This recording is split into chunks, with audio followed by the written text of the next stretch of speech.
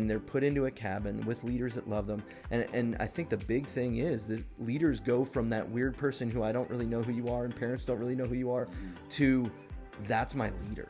Welcome to the Disciple Making Youth Ministry podcast, where we talk about the calling of youth pastors to equip students for the work of making disciples, moving teens from church attenders to disciple makers. Here are your hosts, Joel Friend and Jeremy Collins. How's it going, everyone? Welcome back to Disciple Making Youth Ministry. There are 4 of us around the table today. Yes, we've doubled since the last time we were together, or we added one more? We've added one more. There's 4 of us. We've got Roger and Jack here from PKF. They're going to introduce themselves here in a moment, but today we're going to be talking about camps and discipleship. And I think it's a huge conversation when we think of the role of camps in youth ministry. And I think back to my own life and how that's been. So I'm excited for our conversation today and what that's going to be. Yeah, so I thought it'd be fun for us to start by talking about some of our favorite camp memories or stories that we've had. All right, now they could be super serious, but those are nice. But it's the funny ones that we're really kind of aiming for here. Now we kind of prompted it by saying by either being like a student yourself, like a story you had as a student, or as a leader at camp, which I have had many of those and many experiences with that. So who wants to start? Who has a story from camp that they want to share? That won't currently get you fired. Right. Well, it's funny how you set it up, because when you asked that, I immediately thought of only funny stories. Right, now that's totally fine. Like Not like you met Jesus at camp or anything like that. Well, I think the first best memory that I have to start with is I met my wife at school. Okay, that's a good first memory. Yeah. Met Meredith when we were entering in 9th grade. So great memory there. But as a leader, I have to share this story and I'll keep it brief, but was a leader for my brother and his group of crazy friends. And, to keep it brief, there was a bathroom incident. And but you almost have to tell the whole story. Well, because I was there, so there's so much. There's a lot of layers to it. There's a lot of layers to it. Okay, so yeah, we're sitting outside waiting to get picked up for the wave runners, all in our board shorts. I had new flip flops on, feeling pretty cool as a leader.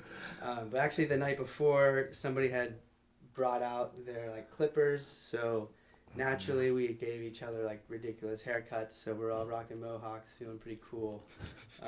And I'm the leader, junior leader, probably sophomore in high school. Now, I would like to point out that I was the trip leader for that camp. Those are all of our students, but Jack and Jordan, they had control of that, whatever that was. Yeah. So, or at least they thought they did. Ridiculous haircuts, waiting for the wave runners, and we see the head of one of the chief guys at Grace Adventures come storming out of the bathroom with a look on his face, and a couple of our guys trailing behind him. Oh gosh. Yeah, what did they do? So Ben Christie and Cole Constantino. He's naming names. Oh yeah, no, there's no shame. No, there's no shame. They'll own it. They did. They know what they did. Pooped in the urinal, and got in trouble. Blah blah blah. He's like, stand up, everybody line up. He's like, who's your leader? And I'm standing on the end, yeah. Raise my hand. But we were all have ridiculous haircuts, and I just felt so ill-equipped. Anyways, they're there's gonna be punishment, blah blah blah, really hyping it up, and I didn't really know what to expect. Is this a big deal? Is it not a big deal? Anyways, so you guys aren't going on the wave runners. You're getting on this other bus. We're taking you to the ranch. So okay, we're going to the ranch. Wonder what's gonna happen at the ranch. So we go to the ranch, and basically the chief ranch guy lays into us all, tells us whatever, but we're still feeling okay. But then he lays out our punishment, which was very fitting, and long story short, for the whole afternoon until dinner, we are tasked with going down to where all the horse crap is, fitting punishment. Shoveling the horse crap into buckets, getting the buckets and walking it I don't know how far, seemed really far, and dumping it out. So we did that all afternoon, But like the worst part was just like they didn't have like enough good equipment for everybody. So half like the people had like terrible shovels and just buckets, and it's like one of those scenarios where like it's just awkward and you're always like smacking your ankles. But we're still like in our full like beach wear. So everybody's like, New flip-flops and all. Exactly. That's why I referenced that, because they were like white, rainbows, and I was like all excited about it. But everybody's just covered in horse poop, and it was a very fitting punishment. And that's the story. So 2 things about that.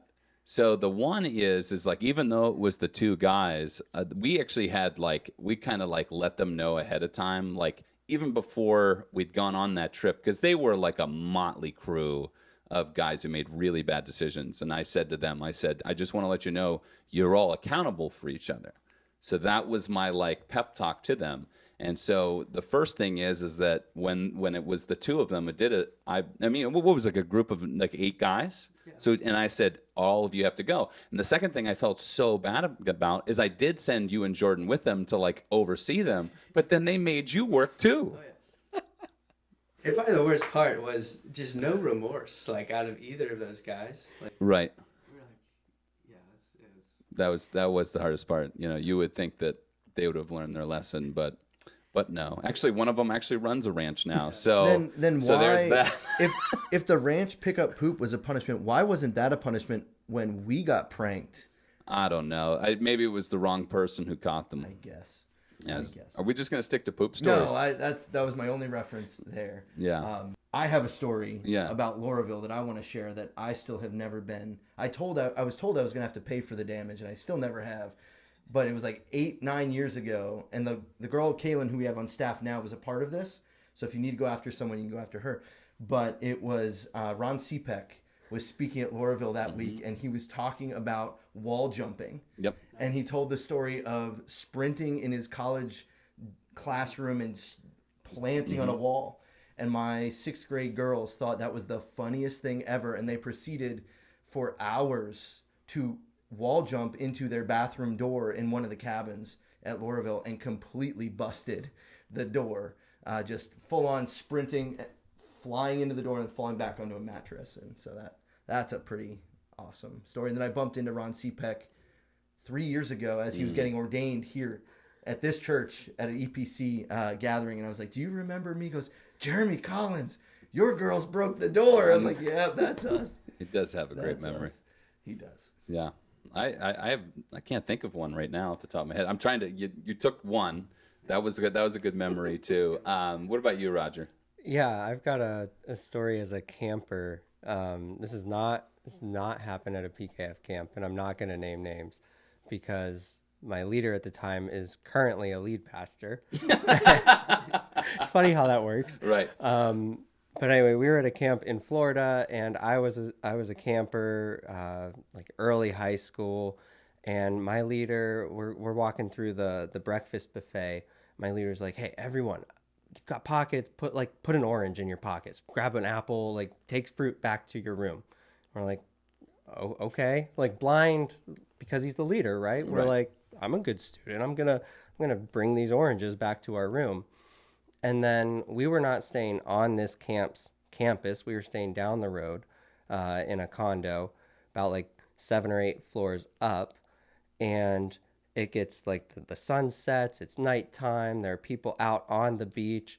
And my leader turns to us, there are 4 or 5 of us in the room, turns to us and gets this big grin on his face and pulls out one of those water balloon launchers. Oh, no. And is like, "All right, boys, it's time." And we're like, "What are we doing?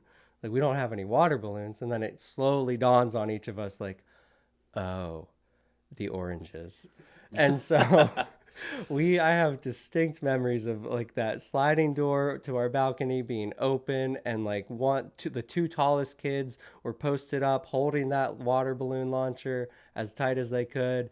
And then like my leader was pulling it back and launching. It was like a mortar crew. Yeah. Like we were calling out like locations. So we're like, "All right, there's a guy with an acoustic guitar about 300 feet, a little bit to the left, 1 click left." Still playing Wonderwall. Yeah. Well, you knew what you were doing. You shot from inside the room so they couldn't see you.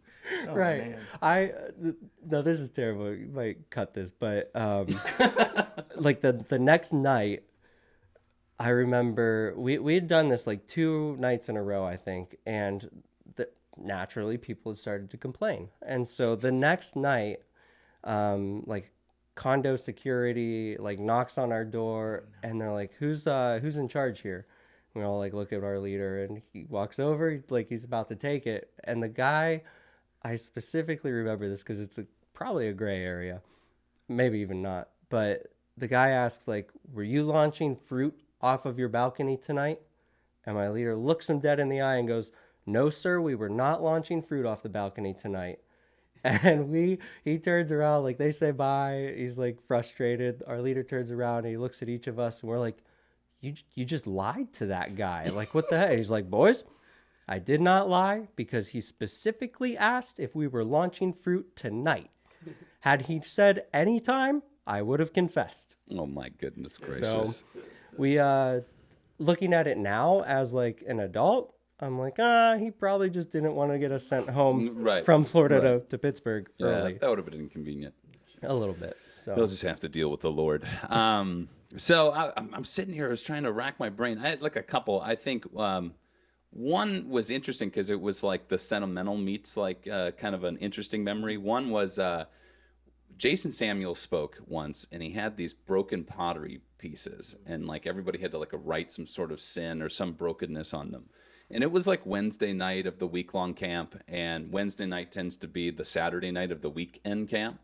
And for some reason, like every one of my students, it was like 25, was just in utter tears. And they were all just like going up, and you know, the Lord's work. Right? Remember, it only works if they're crying. Right? That's how it works at camp. And so the very next day, I had people come up to me, and they were like, "Did someone in your group die?" Like the emotional response from my students was so stark in comparison to the moment that like it took like one kid and then a bunch of empathetic criers or sympathetic cries around them, and then it was just like puddles of tears everywhere. What's another favorite? Well, I'll tell a camper. I'll do a when I was a camper story. So when I was a camper, I basically only went to camp because of girls. I mean, there's always that one, but that was me. And so I remember there was always this classic. We went to Wesley Woods. It was a United Methodist camp. That's probably about an hour, 45 minutes from here. And I remember I was like, I was probably like in 10th grade or something like that. And there was always the Saturday night water balloon fight. And so one year, though, it was really slippery out. And there was these girls that I kind of all liked that were on the other side of camp. And so when the water balloon fight started happening, I was running up and down the sidewalk. And they threw water, or not the girls, but somebody threw a water balloon at me. I fell on the ground and skid up my knee. So I walked all the way over to the girls' cabin because what was I looking for? I need the sympathy. I need them just. I needed help as an insecure teenager, but like they kind of called me out about it. So I walked into them. I was like, guys, I fell. I'm trying to escape. They're like, why did you walk all the way over to this side of camp in order to get help? And I was like, oh, I just didn't know where else to go. So that's not like a favorite memory of mine, but that is a memory of mine. But yeah, camp was always interesting for me because it was fun to get away. But as I always like to say is like the reason why we're here is not always the reason why students are here. And so I always have to keep that in mind because I was once that kid. So yeah, that's my story. Yeah, one that always sticks out, and I use it often when talking about camp and what the role that camp has had in my life. It comes back to my 8th grade summer. I grew up as a pastor's kid, so I was at church every Sunday, but my faith was never real. And I remember one night after hearing the gospel probably for the 100th time, just sitting out on the steps of a cabin, my camp counselor, Will, sitting with me, and 8-year-old or 8th grade me just crying, which usually wouldn't happen. Just at the weight of recognizing, seeing the stars so clearly, and just realizing God that created all of that, I'm nothing, and He still loves me. And it wasn't that I hadn't even accepted Christ in my heart before. I had, but that was the first moment that like it became real. And I don't remember anything else about that weekend.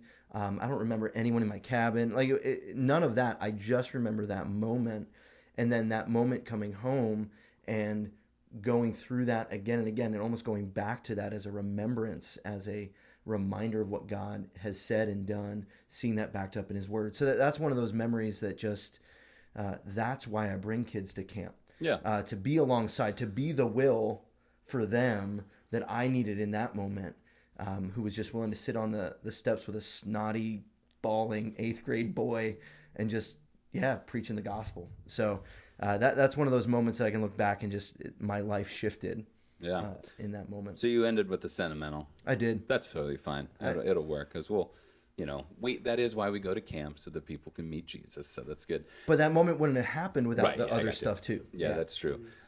So we want to turn it over to you guys. And so Jack and Rodger, you guys have been involved in mine and Jeremy's life for a long, long time. Obviously, you were a student, then a leader, and then I met you as the creative director and things of that nature when you were doing program for Pittsburgh Kids Foundation. So give us a little bit of your kind of your background and how you ended up in this position here. Yeah. Cool. So my background's kind of media, photo, video, most of that tech stuff. And in 2009, I was actually in high school and had just started or was a couple months into photography, taking pictures. I had a decently nice camera, and the guy that was doing the video at Surf City that year called me up. We had gone to church together years ago when I was in elementary school. Calls me up out of the blue and is like, hey, I hear you're into photos. We need a photographer for a week of summer camp. Is that something, we'd pay your way? We can't pay you, unfortunately, but I can pay, you can ride the bus up with kids. And as a new photographer, I was like, this is the greatest day of my life. They found me specifically, and they're going to pay my way for an entire week. I'm not going to have to pay anything. And it didn't cross my mind, this is something that eventually people pay for. Yeah. But, so I started at Surf City and Laurelville in 2009, doing camp pictures, did that for a number of years. Eventually started taking on more responsibility in the camp space. And then 2017 was hired onto PKF staff full-time as the creative director. Yeah, that's awesome. So a lot of your even young adult life has been spent learning camp, being in camp. How has camp played a role in your own discipleship? Specifically working, I guess, with the PKF and in the role that you've been in, kind of behind the scenes and now kind of leading. How has that played into your own personal discipleship? Yeah.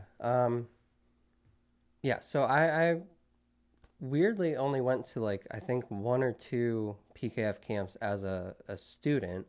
Never went as a leader until later in life, but most of my time was spent on staff. Mm-hmm. And so I kind of have a little bit of a unique kind of experience, but in a lot of ways still the same as what we kind of intentionally program for the campers, right? My closest friends to this day I made serving at and working at camps like Surf City and Laurelville each year, because it's just that consistency. It's the kind of being in the trenches and pulling off a camp, planning a camp, doing what it takes to make it work, and put on a good experience for that period of time. Yeah, so that's awesome. In my life, when stuff has been hard, one of the things that we kind of say over and over again at camp is they're designed to build those relationships between students, between campers, and then between campers and their leaders.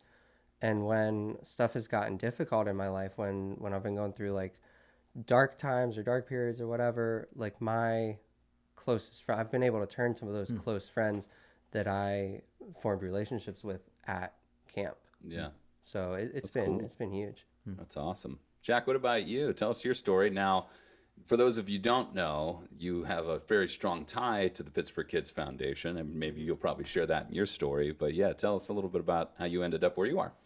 Yeah, so I'm 27 years old. I've been to camp for 27 years. And it's been great. But yeah, Surf City and Laurelville have been a huge part of my life. For that reason, both my parents have been involved in kind of directing and running those camps. So yeah, grew up, gosh, I mean, yeah, when you asked about memories, I have memories from that, like, you know, my whole childhood. So, so yeah, I grew up in that kind of realm and haven't gotten away from it. So, student, leader, staff, all that good stuff. And I think probably the most telling part, or, you know, the most, I mean, the clearest depiction of my passion for camps is, I mean, I went to school for business and loved it and had a great experience with that, and got a good job out of college, and just kept staying involved with PKF in a volunteer capacity, and eventually had the opportunity to join that team full time. So it's been almost 3 years now, and you know, camp it's really hard for me to get away from, but I just, full transparency, this summer with Rodger, I was like, you know, after 26 years or 27 years of this, I think it's okay that I'm getting a little burnout on it. So that was just a fun and funny realization. But like, camp has been such a huge piece of my life. You know, I'll never stop believing in it, never stop working towards it. You know, our mission at PKF camps is to introduce students to Christ and inspire them to live life with Him. So in my experience as a Christian, camps are a really effective way to do that. Yeah. Yeah, I think that's a good transition for what we want the heart of this particular episode to be about. And where do you guys, you know, I mean, Laurelville's been happening for almost 60 years, something of that nature. And then so how about this? Maybe this will be helpful for people who have no idea what we're talking about. We're using phrases like Pittsburgh Kids Foundation. You know, what is the organization, and what ultimately are you guys trying to accomplish and do? Right, yeah. No, so time on that. Yeah, I'm sure you could. Give me the tweet version of it. Right. Yeah. So Pittsburgh Kids Foundation, a thread, right? Yeah, right, yeah. No, so PKF, or Pittsburgh Kids Foundation, is a Christian organization, non-denominational, but Christian faith-based here in Pittsburgh. We are involved in a couple different areas of work, but students are the common thread in all of that work. So today, primarily, we're talking about PKF camps. That's kind of like one leg underneath one of the things that we do at PKF. We're also involved in, or we run a network of youth leaders throughout the year, throughout the school year, really just because we believe in youth pastors. We believe in youth ministry that happens not only at camp, but throughout the year. And we can talk about how those kind of dovetail together nicely in a bit. And then the third thing, kind of area of work, is PKF Haiti. We work with kids and community development organizations in Cap Haitian, Haiti. Yeah, I don't know if our conversation will take us to some of the parallels between our work at Surf City and Laurelville, those camps that we run here in the States, and the camps that we run in Haiti, or not. But yeah, it's been cool over the years to see kind of those parallels. That's a good overview. And I think one thing I would want to comment on is I think we are so normalized to the fact that there is a network of youth pastors that can actually all centralize and meet. So, you know, we kind of do north, south, east, west, central, Pittsburgh. And I don't know how many other cities actually have a hub where they can actually gather together from their entire city to come together for, you know, several reasons. One, to lean on the shoulder of other youth pastors, to meet people in that regard and network in that way. And then three, actually have a single, you know, goal for everybody in that area to try to come to those particular camps. And I think your consistency, what you mentioned about consistency in relationships is really cool. And I think that's, Jeremy and I met there. We all, you know, gather around that. A lot of my good friends I've met through the PKF, and a lot of the people I lean on. And I think that's going to continue to be true. We had our first PKF North, or not North meeting. We had that this month, but for everybody to come together, it was awesome. Like, it was, we missed that all in 2020. We you guys so wonderfully tried to do that on Zoom. But, and what's funny is Sophia, when I told her about, coming to the in-person one for the first time, because she's only ever experienced the one on Zoom, and she was just like, I don't know, is it going to be like the Zoom one? And I was like, listen, you got a grain of salt. And of course, she loved it when she came in person and met a lot of people. And I think that is such a unique thing that you guys offer that is available, that I'm sure that a lot of youth pastors, or the three that are listening, are very, maybe jealous of, because they don't have networks. Well, and that was one of the things. I was so lucky when I first showed up here in 2006 that my associate pastor said, hey, go check out. It was the PKN at that time. Yeah, PKN, yeah. It's changed its name about 4 times since upon my arrival. We'll stick with PKF. But yeah, and getting plugged in there and meeting so many folks who were in ministry, and me being brand new, not knowing anything, 23 years old, right out of college, hopping into youth ministry, networking in that regard really, I think, kept me from heading down paths in ministry that might have just been doing stuff I shouldn't be, and getting to bounce ideas off of other people, build relationships. So it's not just the camp side of PKF that we're appreciative of. That's what we're talking about today. But yeah, get into a network. If you're not a part of a network, be the initiator. Call the youth pastors in your area and say, hey, come to my church and I'll provide breakfast or something. Like, who's going to turn that down? But someone's got to initiate that. And I can't go through all the ways that's been a blessing in my own life and in ministry. But you're hearing the fruit of that in our conversation. Yeah, what's funny about that is when I first arrived into Pittsburgh and I wasn't familiar with it, I actually tried to do that. I was just like, hey, we need a network of youth pastors. And actually, Andrew Rowland came to my meeting, and we met at like the Applebee's down in Waterworks. And eventually, at some point in the conversation where I was describing all this, he's like, this exists.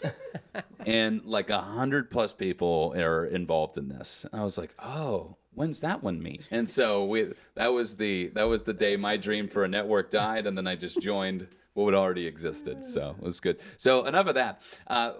We wanted to hear your guys' heart behind camp and where you guys sense that it fits into the discipleship process. Yeah, so I mentioned earlier that our mission at PKF camps is to introduce and inspire. So introduce students to Christ, inspire them to live life with them.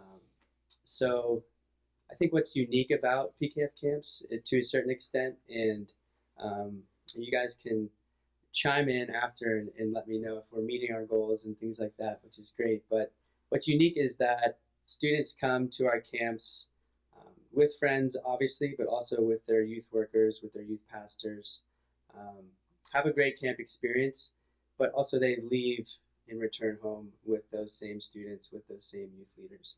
Growing up, I went to a couple different camps and, like sports camps and things like that, and met new kids, met new counselors or whatever, and didn't have that same experience in that, it's always like weird, like you think your counselor is great and they love you, but then they like disappear out of your life, or maybe they're super intentional and they write you letters, but it's just not the same. So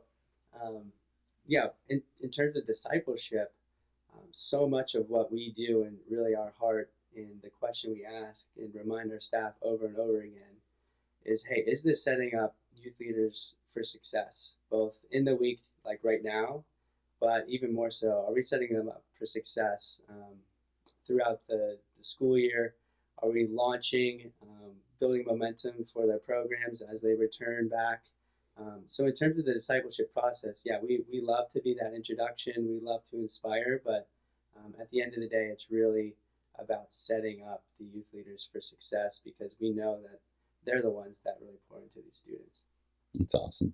Yeah, and I think that the way that you do that is so appreciated, because I've run retreats myself for my own groups, and I find I'm so divided about getting everything done. And for PKF to come in and run a camp or run a retreat, it really does free up us in leadership to focus on relationships.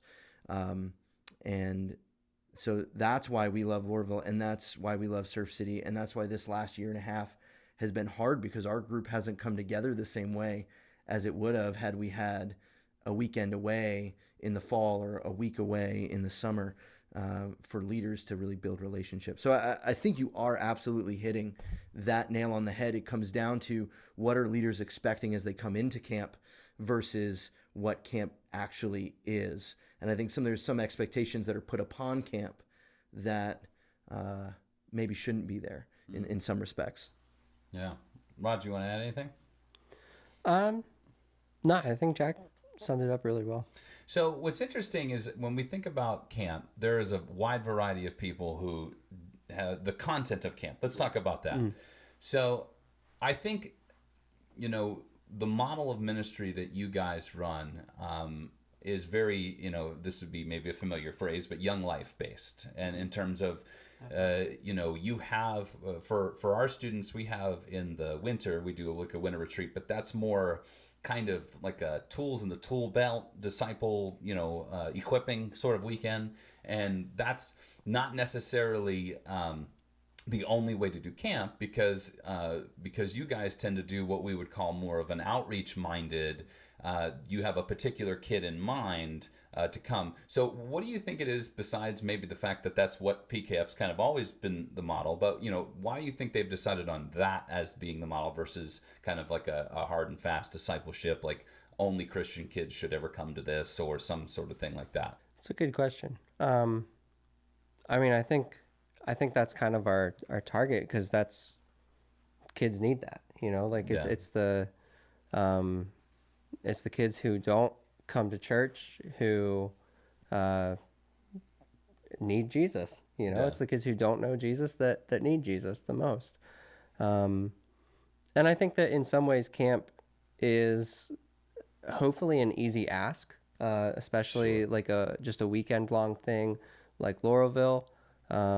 Hey, come away for a weekend. If a kid has a friend who isn't familiar with church, doesn't know Christ, going to play and hopefully win the mud football tournament is a hopefully easy ask, as opposed to, hey, come to a specific church service with me.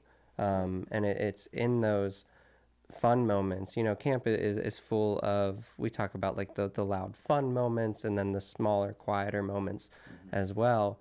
And our camps are designed so that you get a good mixture of both. And it's in those still small spaces where the Holy Spirit kind of has space to work, kind of. Yeah. Well, and this might be a question more for you, Joel, than even for Jack or Roger. But what I've found is we've talked a lot about attractional ministry and we can draw a crowd, but sometimes those kids don't come back. I've found that if I can get a kid to invite a friend to camp, the success rate of that student then becoming a part of our ministry and coming week in, week out is way higher than if I get them to come to any other fun like event. Like a 2-hour event. Yeah. And so having that ask be easier gives a very specific point of challenging our students, and this is what we do, and I know you do something similar, is to say, hey, we're talking about making disciples. This could be the first step in helping one of your friends come to faith in Christ and be a disciple. And so if we're serious about making disciples, this is a great first way to take that step. I don't know if you've experienced some of that too, where you've had friends come and then stick after. It was funny enough as I have a student who's in my Bible study now that he's a junior in high school, and his first camp he ever came to was Surf City. And it's funny is that the kid that invited him isn't as part of our ministry anymore. So I think there is I never thought about that before.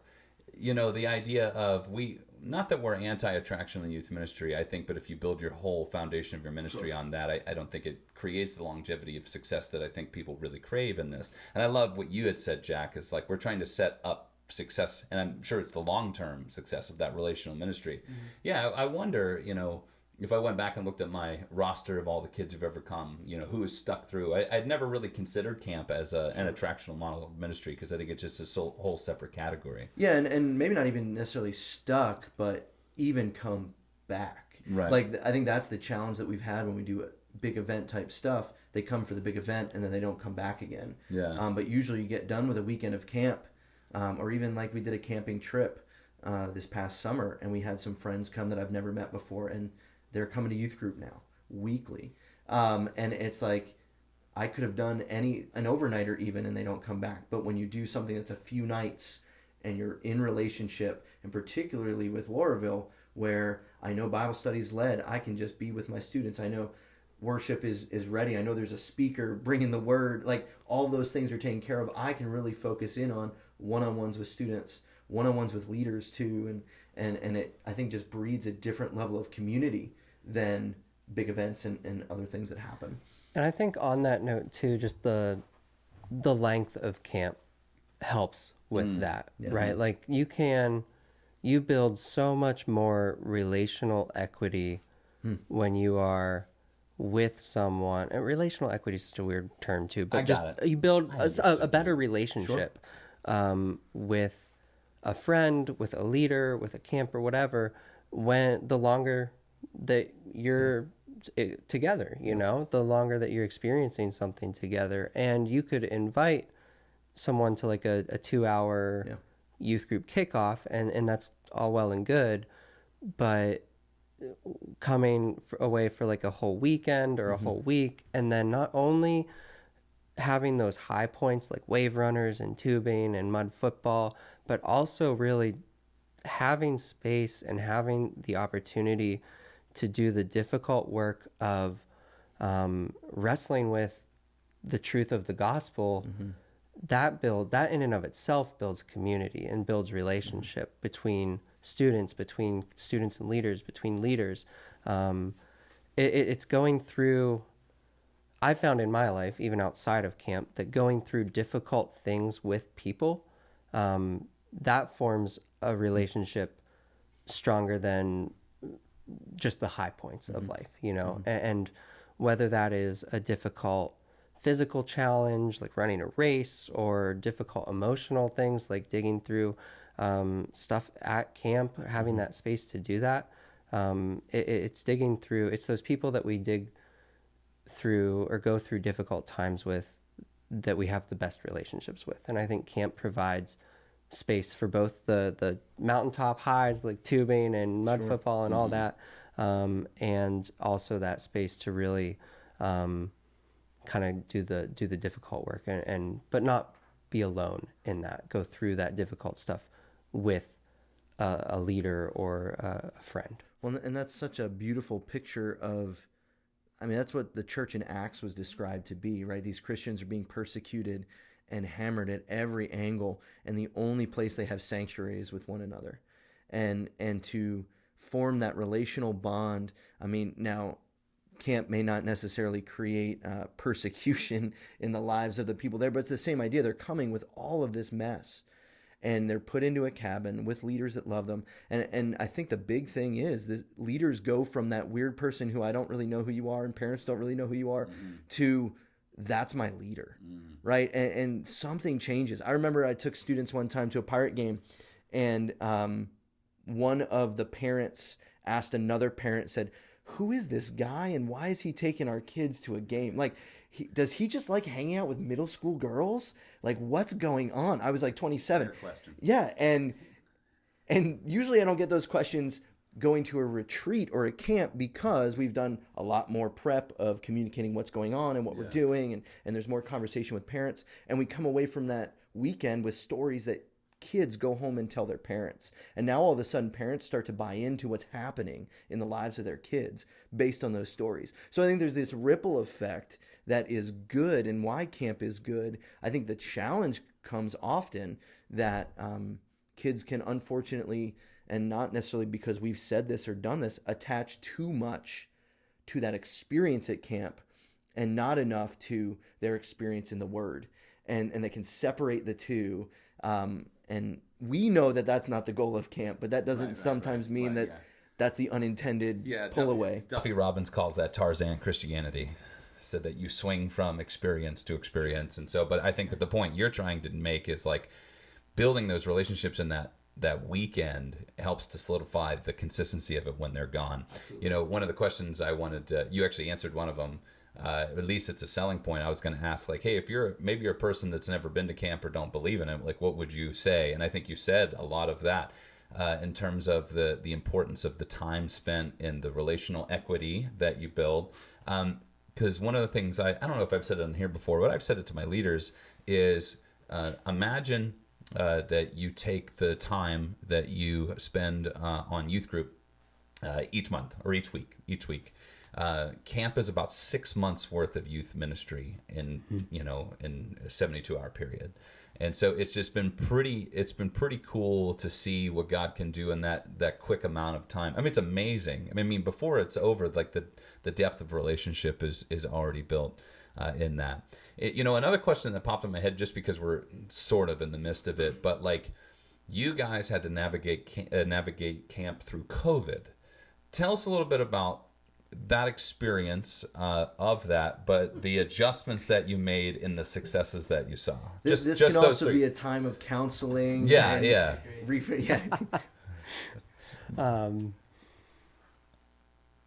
Yeah, man. Do you want to start with this? I don't know. It's so much. So you can edit a censor thing in, right? Yeah. You can start bleeping stuff. Okay. Yeah. Yeah. No, I mean, just looking back, I guess I'll start here. Not having camp reaffirmed for us, for sure, how important it is. So, yeah, maybe just that in and of itself was a much needed thing for maybe PCAF camps or And hearing workers. from youth pastors too. Like hearing from kids messaging us on like our PKF camps, like social media accounts, like, I'm so sad that camp's not happening. It's like, yeah, I am too. But then more so maybe even hearing from youth pastors, like both of you guys, like we really miss camp. Like so. Yeah, when we started the season, that was like the number one thing I said I was looking forward to was actually getting kids back to camp. And because we found that we missed a whole year and a half of camp. And so I have kids who don't have any category for that. And so I have a sophomore who joined us in the middle of COVID who was like, "You go to camp?" yeah.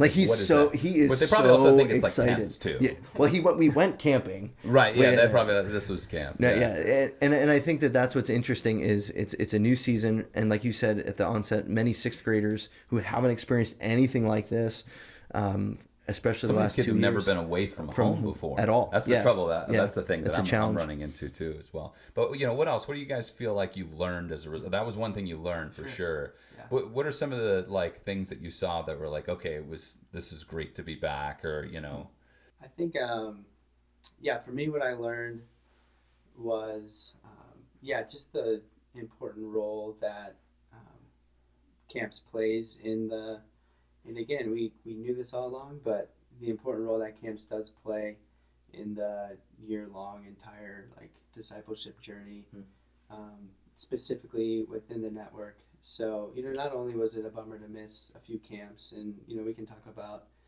some ways in which we were able to do some stuff this summer, which was great, and, learned a lot, did some virtual things, and that was all great. But really learned that camps really is truly a catalyst for year-long ministry. Also reaffirmed, in my mind, the outreach model in that I know growing up, and Jeremy, you can probably relate to this as well as a pastor's kid, Surf City for me and Lauraville was a place that I knew that I can invite my friends to, and that they would feel welcomed. One of the language we use at PKF camps is it's okay for students to feel uncomfortable while they're at camp, but it's never okay for them to feel unwelcomed. So we kind of work with that in our staff. But yeah, to answer your question a little bit more specifically, learned camps matter, but really peel back the veil a little bit, and they really matter because they are a true catalyst for year-long discipleship. So you guys are like the behind-the-scenes heroes, and Jeremy and I only know that because we've seen you in that capacity. I know both of you, though, love to be in the spotlight, love to be on stage, love to be getting that crowd hyped up. No, but you guys, I love your heart, because what you guys do is a lot of that groundwork behind the scenes, training and getting everybody in the right places. And if you guys don't know, these guys run 4 different weekends from the beginning of November all the way through the beginning of December, save Thanksgiving weekend. And then typically you run 3 week-long camps, in the summer. So with all of that hard work that you guys do, and with all of the hours of prep and all of the hours of review and everything in between, what do you guys think it is for you that makes you go, this was all worth it? There's moments every year, every camp, right? But some stick out a little bit more. I think specifically for me, it was week 1, camp 1 of Surf City this past summer. It was in a lot of ways even more difficult of a planning, more intense of a planning process, because I don't know, Jack, how many hours we each spent on like government websites and web pages, CDC, like Department of Health. And it doesn't help in this case either that Surf City is in Western Michigan. So Right. we're 2 Pittsburgh boys trying to figure out what the state of Michigan, what the local health department in the county of Oceana, Michigan is recommending, then what the CDC is saying we have to do, what the all this licensing stuff, and so countless hours trying to decipher all this COVID guidelines and stuff. And I can't tell you how many times like Jack and I would be on the phone. It was probably more so me just being like, Jack, is this even worth it, dude? Like, this is such a headache. This is such a pain in the... Yeah, thank you. But, and we got to camp, and it was cool, like kind of the same feeling every year when camp is like takes off and it's up in the air and it's running and it's fun, it's exciting.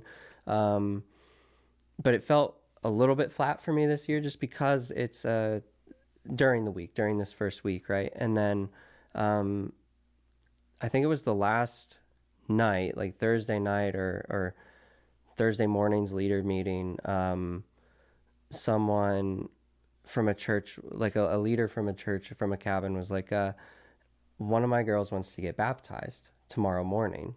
Can we make that happen? And we were like, yes, absolutely. And so wake up extra early the next morning, go down there, and this girl had written out her testimony, shared it with her friends in her cabin, and actually had a friend, as she and her leader are standing in the lake, like waiting to baptize her.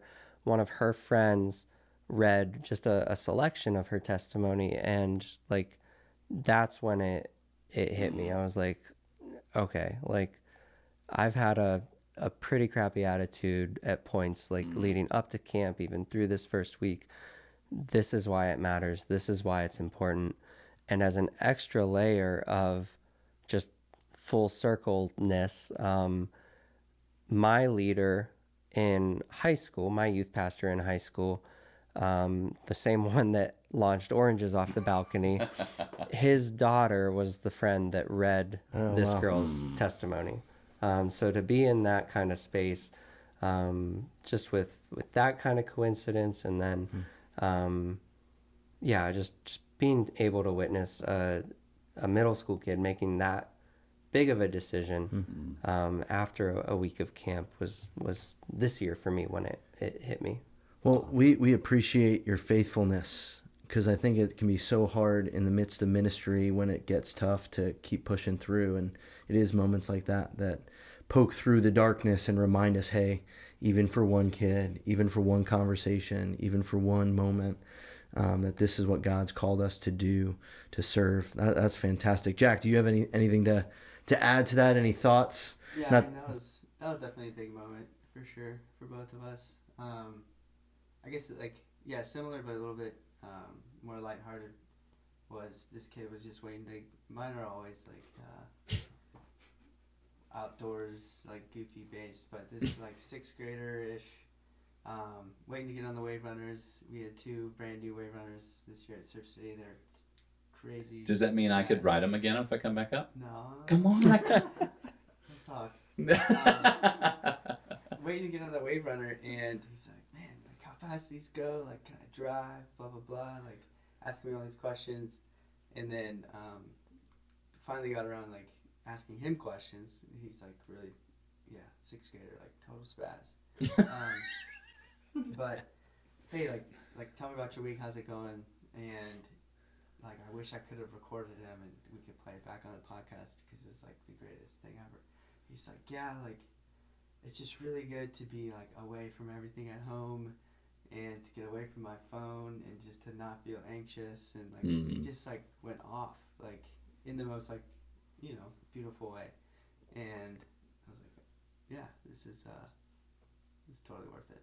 That's awesome. That's awesome. That's when we get to those sort of stories, that's how you know that you guys are doing a great job, and then what you guys are doing for the Lord is not in vain. Jeremy, you want to close this up here? Yeah. Well, friends, if you've been through this podcast this whole time, you're still here. We thank you so much for joining us. If you're new and you just found us, make sure you subscribe on YouTube or wherever it is you get your podcast. We do appreciate that. Thank you, Jack and Rodger, for coming and giving us some of the heart behind the scenes of why camps are a part of discipleship, and they're not this jettisoned thing that just sit a weekend in the fall or sometime in the summer, but they can be an integrated part into our ministries. And those of you that are considering whether or not to do camps, I'd find a way to put those moments together, find networks that are doing them. Ultimately, this is all for God's glory, and we thank you for spending some time with us here as we've talked. You can check us out on all the normal places. Yep. Anything else to add, Joel? What are we talking about next time? Next time, we're going to be having a guy I refer to as the Troy Polamalu of youth ministry, that he is very effective and he covers a lot of ground, which actually increases his stock because Troy Polamalu is in the Football Hall of Fame now. But he's going to talk to us a little bit about what it looks like to create an outreach program within the context of a school, which I think he has a very unique perspective of how he does that. I'm really looking forward to that conversation. Absolutely. Well, thank you so much for joining us, and we'll catch you on the next one. Bye. Thanks so much for listening to this episode of the Disciple Making Youth Ministry Podcast. We sure do hope you enjoyed it. If you haven't done so already, make sure you subscribe wherever it is you consume your podcast. We hope you have been encouraged by what you have heard and you're ready to jump into the hard work of disciple making. Catch you on the next one.